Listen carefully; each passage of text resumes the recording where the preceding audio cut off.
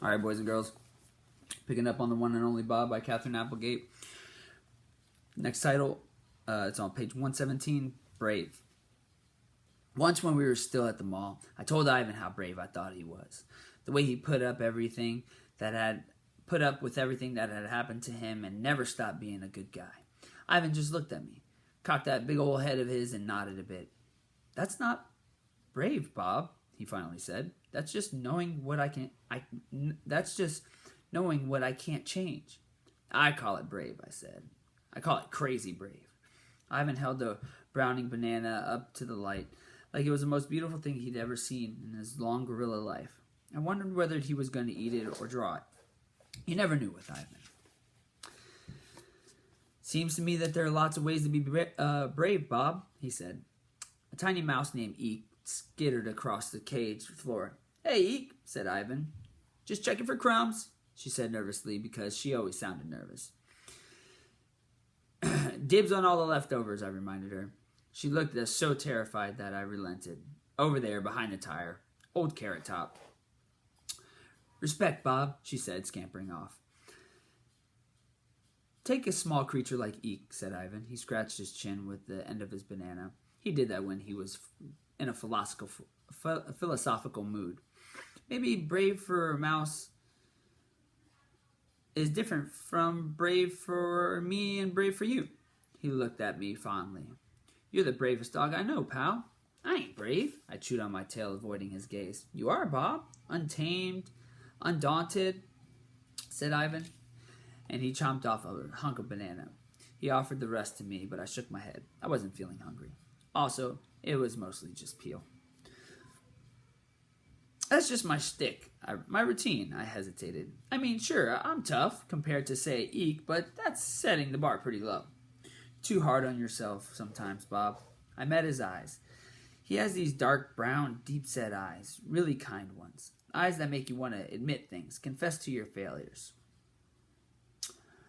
"Once when I was little, just a pup, I did something." Ivan waited patiently. Ivan is the king of patience.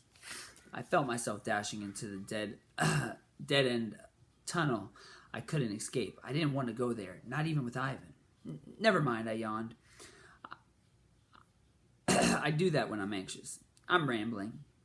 "Bob," Ivan said. "You okay?" "You know me, Ivan. I'm always okay. Always."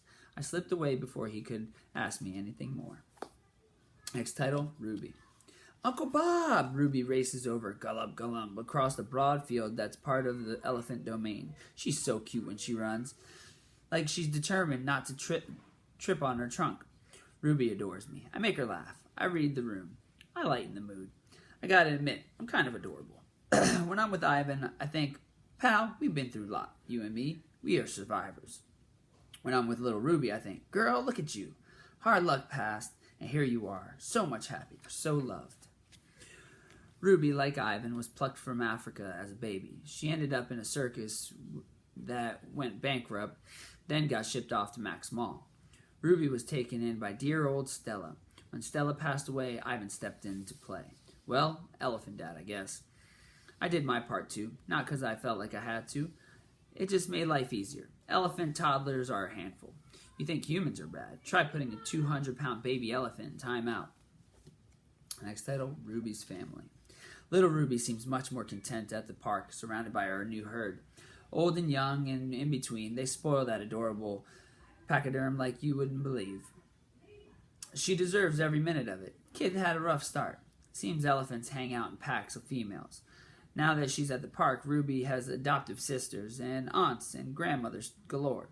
In the wild, the elephant guys head off once they're old enough and do their own thing. Sometimes I lose track of who's among the elephants because they're always taking mud baths, scrambling their smells. By the way, what kind of animal actually likes baths? Mud? Sure. Next title, Ivan's art. "How's it going, girl?" I called to Ruby as she stops near the moat edging the wall. "I had cantaloupe for breakfast, Uncle Bob, and it was yummy. And then I took a mud bath." She pauses to take a breath. "Do you want to hear a new dog riddle, Uncle Bob?" "Of course I do," I say, and I catch Ivan's amused glance. "What kind of dog is always on time?" asks Ruby. You got me, Ruby. I'm totally baffled. befuddled, bewildered. What kind of dog? A watchdog, Ruby exclaims. Watchdog, get it, Uncle Bob? Not bad, Ruby. Not bad at all, I say. Ivan says it's going to rain buckets, says Ruby. She dips her trunk into the moat and blows bubbles. I think Ivan's onto something there.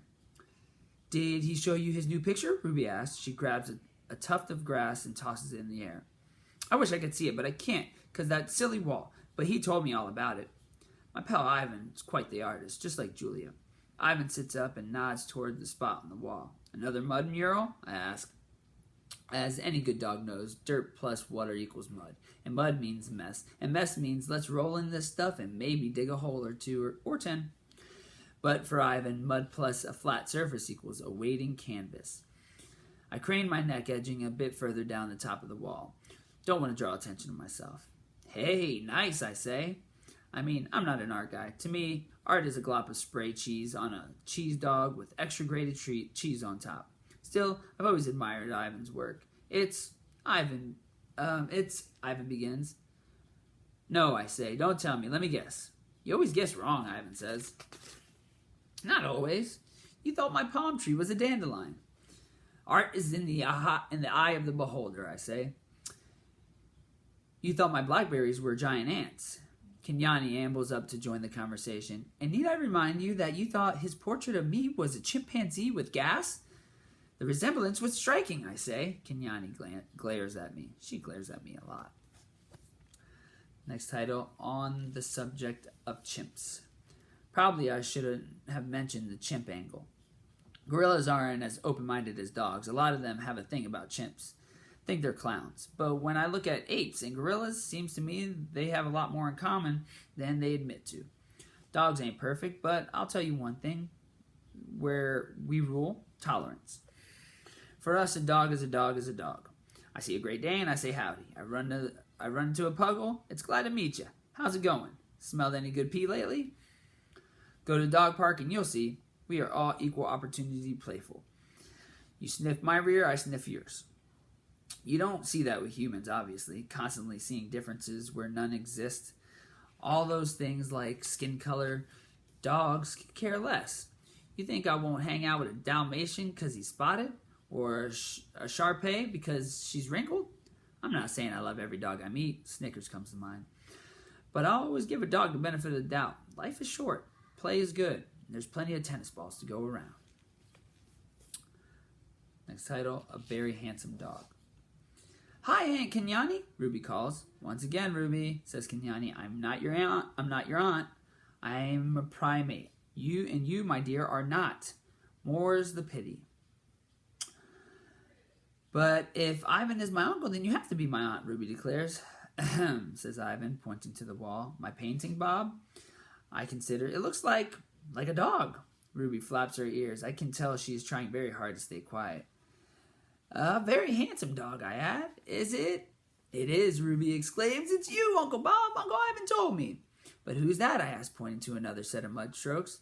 I thought you needed a companion, says Ivan. I know you must get lonely at home by yourself all day. It's true, but I've never mentioned that to Ivan. Guy's like a mind reader. I think Snickers and Bob would make a cute couple, says Ruby. I blink in disbelief. Bite your trunk! Ruby starts to reply, but her voice is drowned out by a sharp clap of thunder. Storm's getting close, says Kenyani. Ivan, dear, come on. You know you hate the damp. It's true. He carries around old burlap bags so he won't have to sit in wet grass. Ivan looks at me sheepishly. She knows me so well. Kudzu, one of the baby gorillas, bounds over and leaps onto Ivan's back. Ivan loves all the youngsters, but Kudzu is his favorite. I think she reminds him a little bit of his twin sister, Tag, who died when he was still a baby.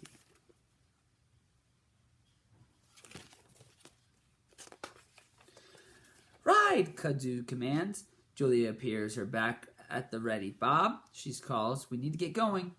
Ride now, Kudzu repeats, yanking on one of Ivan's ears. Looks like it's time to go, says Ivan. Good to see you, buddy. Stay dry, okay? Will do, big guy. I turn to Kenyani. Enchanted as always, my dear. A trumpeting noise cuts through the air. Uh-oh, says Ruby. That's Aunt Akello. Akello's the oldest elephant. Aunt's lumbers over. Come on, Ruby. Weather's getting bad. Just one more minute, Ruby pleads. Now. But I need to tell Uncle Bob one more riddle. Now, Akello repeats. Nobody ever listens to the littlest elephant, Ruby complains. You can tell the riddle next time, kiddo, I say, winking at Akello. Ruby brightens. Okay, gotta go, or I'll be in big trouble. Love you, Uncle Bob. See you later, Uncle Ivan and Aunt Kenyani. I'm not your... Kenyani begins, but Ruby is already galloping back to her herd. Well, just finished on page 135. The next title is called The Beginning.